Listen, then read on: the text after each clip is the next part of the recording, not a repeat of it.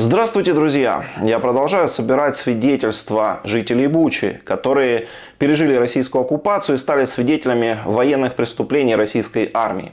Сегодня я поговорил с Викторией Климцовой. Это жительница Бучи, она работает воспитателем. Российские оккупанты убили ее мужа Олега Климцова, а также племянника Андрея Дворникова.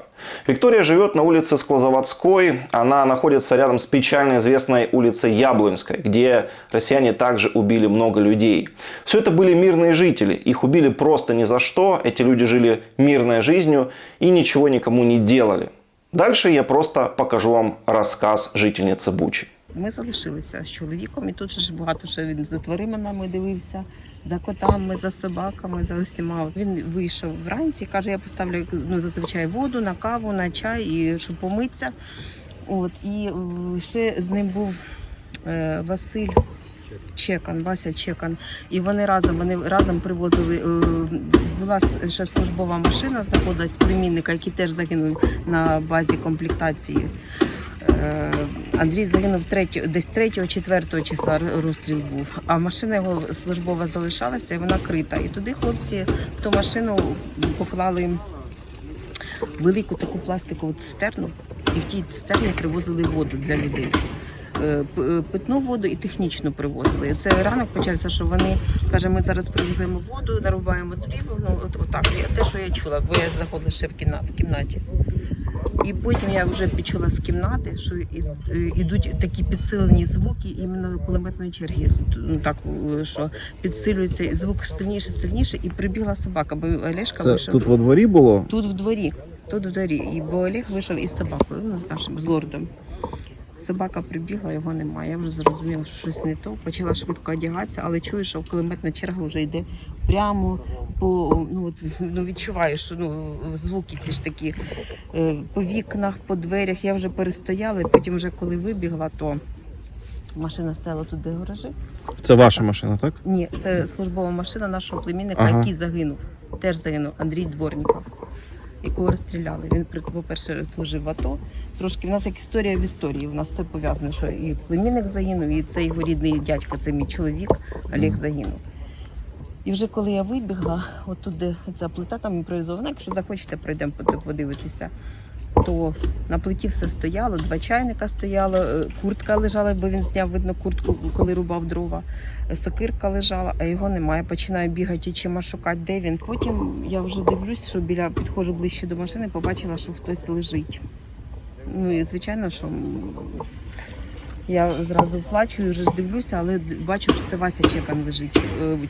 Це він разом з моїм чоловіком, вони перевозили воду і людям оце ж розвозили. І він лежав ниць з головою, голова розірвана, як видно, іменно голова.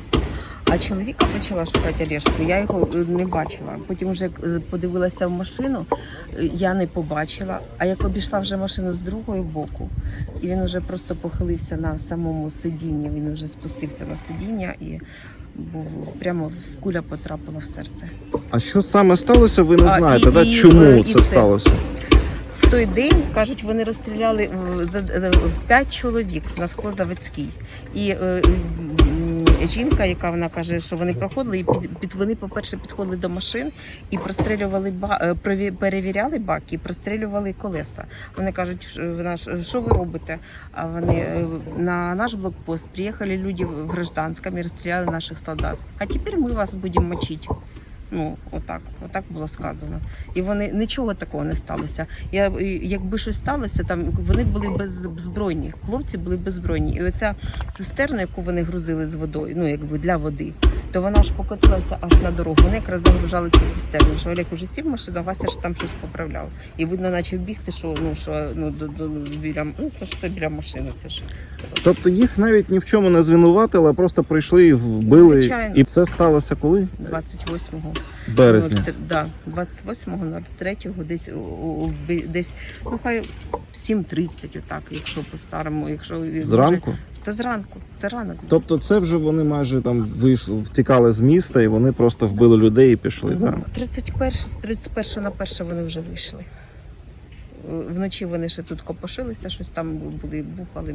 За 2 дні вони просто 10 чоловік знищили. І притом я 28-го це Олега поховала, а зранку 29-го і десь уже о 10-й годині я вийшла і почула тут крику. Це напроти Яра Наташа Сапонова. Боже, в неї теж внука і розстріляли, і чоловіка. То Пашу прямо витягнули із погріба і розстріляли. Із погріба витягнули. Каже, що це за мішки, то що хлопці тут, де Остапа Вишня, зробили такий був блокпост. І мішки залишалися, вони витягнули Пашу. А Паша був після лікарні, і проопероване серце, він хворий. Їх це не цікавило.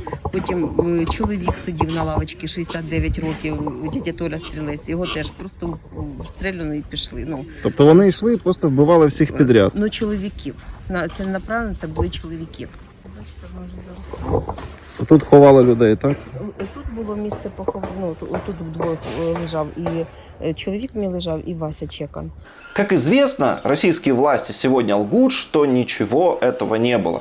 Так вот, хотелось бы услышать от них, а вот по их версии, что стало со всеми этими людьми, о которых идет речь, о которых рассказывают? Вот они что, просто исчезли? Или они сами все взяли и одновременно умерли, а их жены просто врут и рассказывают неправду? Вот что по этому поводу может рассказать российское правительство, которое утверждает, что ничего этого не было? Так вот, чем больше мы запишем таких свидетельств и расскажем правды, тем сложнее будет врать российским чиновникам. Поэтому помогайте распространять эту информацию. Это очень важно. И подписывайтесь на канал.